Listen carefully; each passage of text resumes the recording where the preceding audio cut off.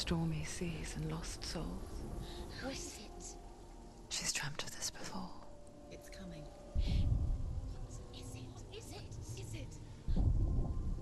They say dreams are visions of our memories, thoughts and fears, as seen by our inner eye.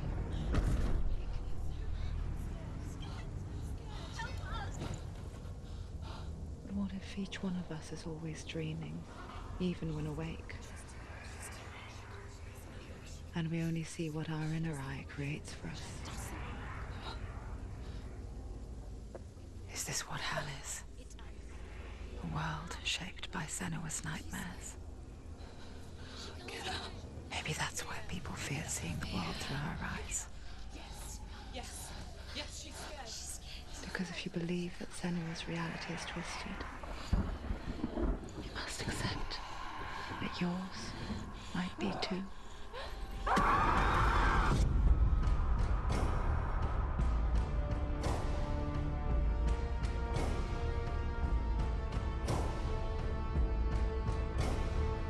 Hellblade: Senua's Sacrifice is a video game about Senua, a Celtic warrior on a vision quest into Viking territory. But what sets our hero Senua apart is that she suffers from severe psychotic mental illness. He knows she's getting closer. He can feel her coming closer. She's getting The original idea for Hellblade was to create a classic hero's journey, a journey of suffering, but one where the fantasy world is not another planet or alternate universe, but a world that is constructed in Senua's mind. But to do so would mean putting psychotic mental illness at the center of the experience, a subject that is still considered taboo, and a challenge that was both terrifying and exciting in equal measure. In Hellblade, the starting point was a newly discovered Celtic goddess called Senua in Ashwell, Hertfordshire. When first discovered, her name was thought to be Senua, a name which I liked and kept. I wondered if Senua might have been a Celtic warrior like Boudica who stood up to the Romans. While the Romans had conquered all of Europe, there was a group of Celts up in the furthest reaches of the Roman Empire that could not be conquered, the Picts. And so the Romans built a wall, called Hadrian's Wall, that spans across Britain from sea to sea to keep the Pictish barbarians at bay. The Picts were known for their war paint, painted on with woad, and their matted hair clumped with lime. And so Senua would be a barbarian Pict in this image. What's your name? Senua. I haven't seen you before. I don't live home much. Oh, Zeno's daughter. I have to go. Wait. Orkney is off the coast of Scotland and was inhabited by the Picts, steeped in history and mystery, and so I made Orkney Senua's home and set the stage for a crisis. In the late 8th century, the first Vikings landed on the Orkney Islands. The population of the Picts crashed thereafter, replaced by the Norsemen of the 9th century. Were they wiped out? We don't know for sure, but it would seem likely given the reputation of the Vikings. The Northmen's brutality is legendary. High-ranking leaders and chieftains of the tribes they conquered were often offered as sacrifice to their gods. The most brutal of these sacrifices was known as the Blood Eagle. I imagine Senua as a young female warrior who returns home from exile to find her partner, Dillion, brutally sacrificed to a Norse god by these hellish warriors from a faraway land. I imagine the horror of this moment and how it would have dragged her deep into mental torment.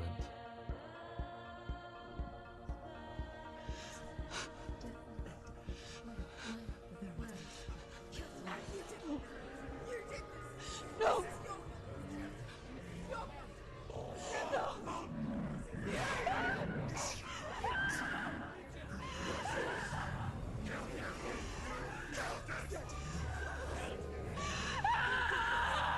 I came to learn that the Celts had a sophisticated and nuanced perspective on the nature of mental disorder. One term they used was Gelt. A Gelt is a man or woman who has been driven mad by a curse, battle trauma, or grief. The Gelt would take to a life in the woods in search of penance, punishment, and purgation. And so Senua became a Gelt, cursed by darkness, looking for redemption in the wilds. Another word the Celts used in reference to mental disorders was druth, meaning fool, or Liar. one who utters the words of God. They tell of the mad sinner who flees battle into exile and takes on a beastly nature, growing feathers on his body. The character called Druth in Hellblade is based on a little-known person called Findan, an 8th century Irish Celt who was captured and enslaved by the Vikings, but eventually escaped to Orkney where he became a monk. I will tell you my stories of hell, if I may walk with you.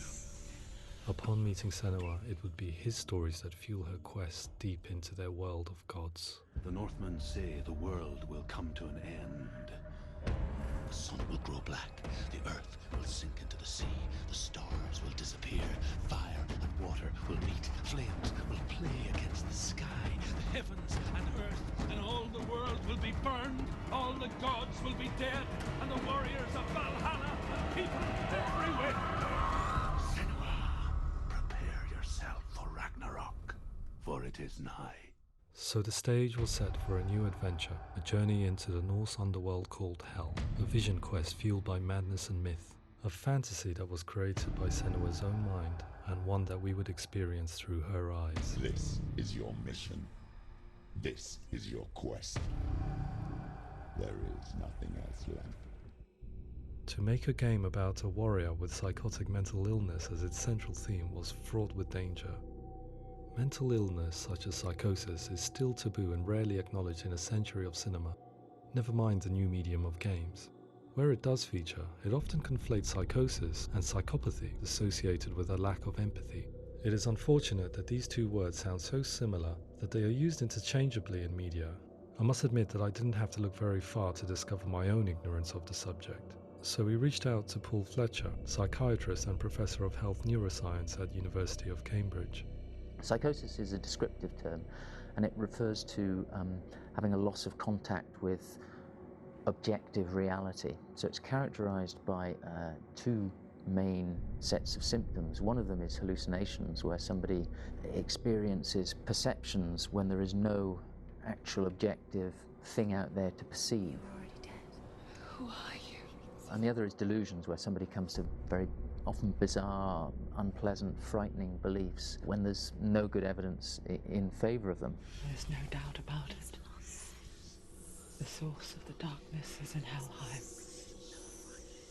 And the goddess Hela holds his soul there. We reached out to Welcome, a biomedical research charity that spends billions on research and awareness programs aimed at improving health. Mental health hasn't always been presented in the media in a way that is particularly helpful. It can be challenging to engage people with the subject matter, and there are a lot of preconceived ideas about mental health, and particularly schizophrenia and psychosis. So we hope our support allows the team to continue to collaborate with Paul Fletcher and with those who have experience of psychosis to create a game that provides a fresh perspective on the condition and allows audiences to engage with it in a way that just wouldn't be possible in any other medium. What started out as a brief consultation convinced me that we were only scratching the surface of an immensely deep and interesting subject that could enrich and change the very nature of the game. That's cool. Thanks so much for coming here. Pleasure. Thanks. It's really interesting for me, and I'd love to be involved. I think it's fascinating. Absolutely. Our understanding of psychosis is still very much a mystery, and ways of treating it are still primitive compared to physical illness. After all, it is easy to see the pain and suffering caused by physical diseases or physical trauma. It is not so easy to see the mental suffering and trauma of severe mental illness. But what if we could find a way to see it? Games are capable of drawing you in for hours on end, playing the role of a character who is different from you, experiencing their perspective, and actively involving you in a world that functions with a different set of rules. That voice is not a It's that voice calls you to your death. It's an evil voice. If we were to represent Senua's psychosis, we would have to simulate voice hearing, a common attribute. But how can we simulate something we have no first-hand experience of? Professor Charles Fernyhough, a leading expert in voice hearing from Durham University, offered his help. Hearing voices is an experience that is usually associated with severe mental illness, and crucially we know that hearing voices is a part of ordinary life for many people who don't meet the criteria for mental illness. Yeah. Oh, that's not him in real life. We know voices vary according to where they appear in space. Voices can appear far away in the distance, they can appear right there in your ear, they can seem to be coming from inside your head. Based on the information Professor Fernie Ho provided, I put together a sound brief and invited some actors to the studio. We recorded the actors using a binaural microphone, which records the 3D spatial position of sound, replicating the way sound is heard by human ears. It gives you an incredible sense that the person you are listening to is right there beside you. Can't see where she's going.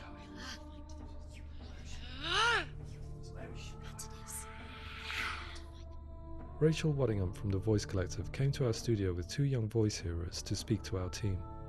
We talked at length about their experiences and they listened to our tests, giving us feedback on how we could improve on it.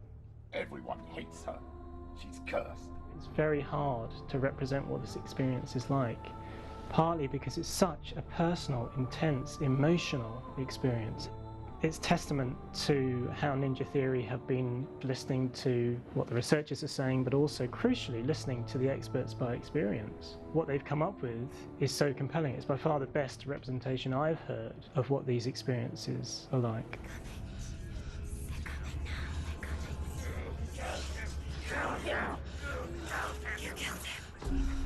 Other common attributes of psychosis are visions and flashbacks. We met with Recovery College East, who work with and care for people recovering from severe mental disorders. A group of service users gave us their first-hand account of what they experience. Sometimes when the vision or what we're seeing is too much, it becomes more difficult until eventually we perhaps don't see anything. The people we spoke to, the stories they told, were fascinating, harrowing and mind-boggling. The reality of what people experienced was vivid, far exceeding what I could possibly have imagined. We went away itching to represent some of these visions and flashbacks in the game. As we all know, my heart is so, love is so far away. Don't you know how I wanna feel deeper? I could never know how you grow, all these days are killing me. Now I see deep in me insanity does unfold. I just wanna feel deeper, deeper. I just wanna feel deeper, deeper.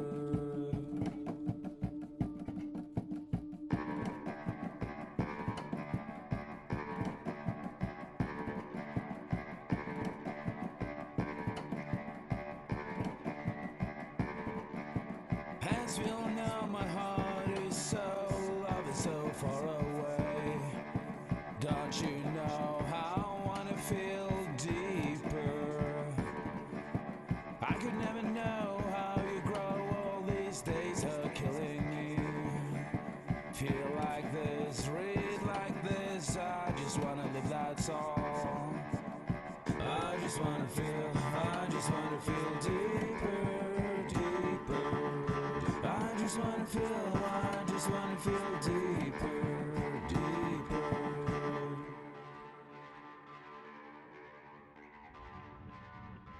To refine our work, we continue to hold meetings with Recovery College East over the course of a year and a half, showing them what we had achieved so far and refining the in-game representations based on their feedback. With their help, flashbacks, visions and changes in perception were woven into the story and gameplay of Senua.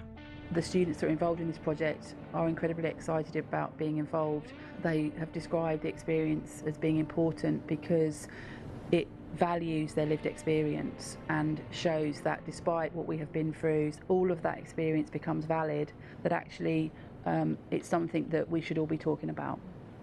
The experiences described range from beautiful to frightening beyond comprehension. I heard of a girl who has to live with an angry voice screaming at her, slamming on her doors and walls 24 hours a day. I met someone who would often see hanging corpses in a room, so real that she would sometimes try to rescue them. The panic and fear that comes with such visions is entirely understandable, and it can be a living horror for some. Worthless, weak, pathetic. Go on, feel sorry for yourself, because there is no one left to do that for you. I was urged by one fellow that we should not shy away from showing this horror, and so I was perpetually torn in making Hellblade. Had we gone too far with our representations or not far enough? broken and lost. Just like your soul. Come on.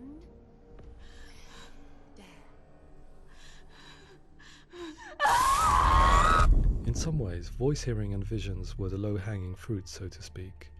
There's another aspect of psychosis that is much harder to explain, but one that I think video games are uniquely able to represent, which are often called delusions. People begin to see patterns in the world. They begin to link things that most people wouldn't link. Most of the things that we might think would be coincidence or, not worth commenting on. Nevertheless, that might have a particular salience or importance for them. One individual described how everyday words, sounds, colours and objects were steeped in meaning to him, forming a strange and sinister puzzle that he was determined to solve but could not quite get to the bottom of.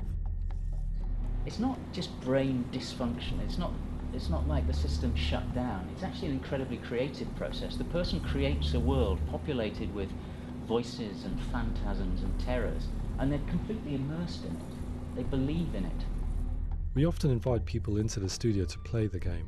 In one of our playtests, they played through much of the game, making associations between runes, secret messages, and the threat of darkness that stalked them. There are many things that happen in the world of Hellblade that make perfect sense within the context of Senua's mind.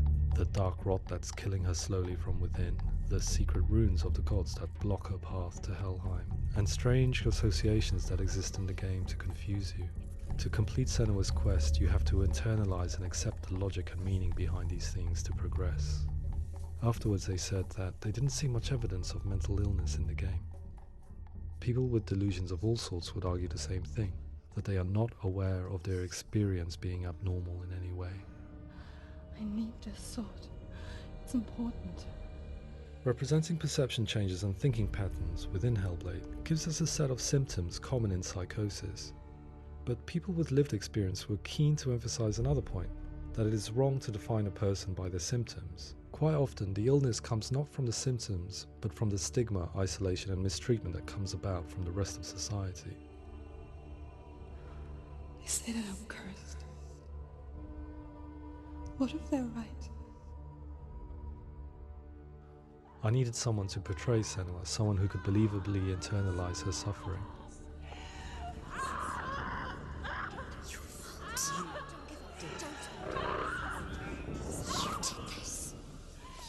Melina Jurgens, our video editor, had been a stand-in for Senua over a few months while we perfected our motion capture techniques. Without realizing it, she had already auditioned for the role, and I knew her well enough to know that I didn't have to teach her to act, but to relive her own internal pain. As often is the case, those who have suffered mental anguish are never far from us.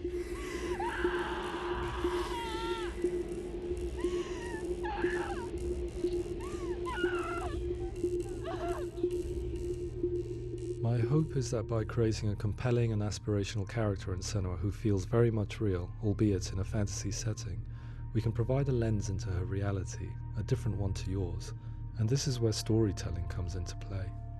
I imagined her life based on common threads in real people's lives. She was always prone to psychosis as a child. Her mother Galina also heard voices and had visions, so perhaps there was a genetic aspect. Or perhaps it was cultural, as she lived within a world without science, of gods and a superstition, as exemplified by her druid father Zimbal. Psychosis developed in her late teens to early 20s and was exacerbated by stigma and isolation at the hands of the clansmen and her father. This darkness. It's spreading. The trauma of seeing her lover Dillian sacrificed tips her over the edge, making her remodel her reality around a concept that connects everything: the darkness. So the question, is what Senua experiences real? Can only be answered by saying, yes, it is real. It is her reality. All of her suffering will have been for nothing. It's just a matter of time. Towards the end of the project, service users and professionals that had collaborated with us were invited to see the near-final game. It was a chance to see if the game had reflected their views or if it had misrepresented them. For me, being involved in especially developing Senua's character has been really important, and being able to bring in my perspective and what I see and what I hear and having that built into the game has been a real privilege. It's gritty and it's meaty, and there are some tough subjects in there that are being tackled with honesty.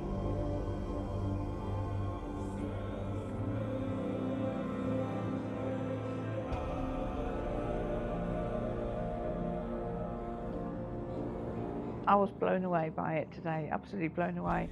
It was just fantastic to get the opportunity to use our lived experience in a very creative way. There's nothing tokenistic about the work we've put in. It feels like we've been listened to, things have been taken on board, and I think there was a lot of realism in the game itself, and it feels very authentic.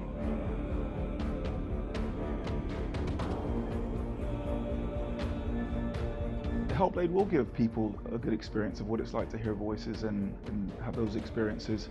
I'm glad that the guys at Ninja Theory have asked us to come along and help them build an experience that's positive when it comes out, and get myself a copy and have a go.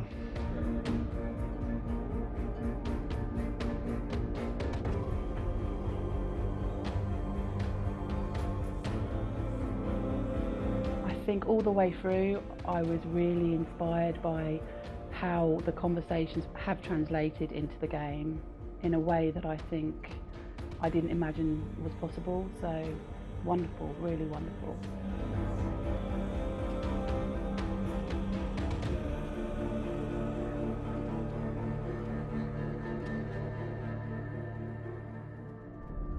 I really hope that others will follow the lead they've set and use the power of something like a video game to change people's perceptions, to increase understanding, and ultimately to make some of the stigma around voice hearing and other experiences go away.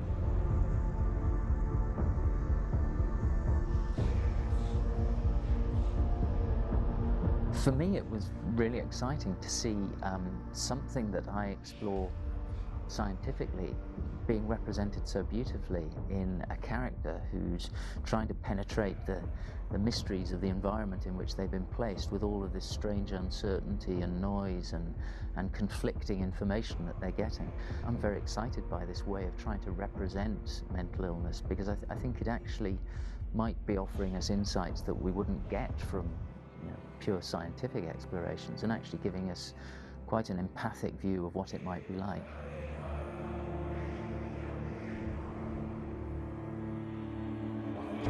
Mental illness has been with us for as long as we have been on this planet, but why?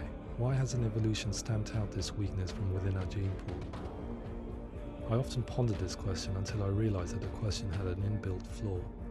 It assumes that being and thinking differently is a weakness.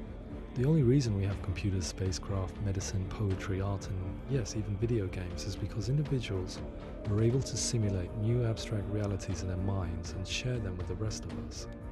We need people to be willing to see differently in order for us to progress and survive as society. And we need to be open to these new ways of seeing. And it is this spirit that motivated me to create Senua's story and share it with you.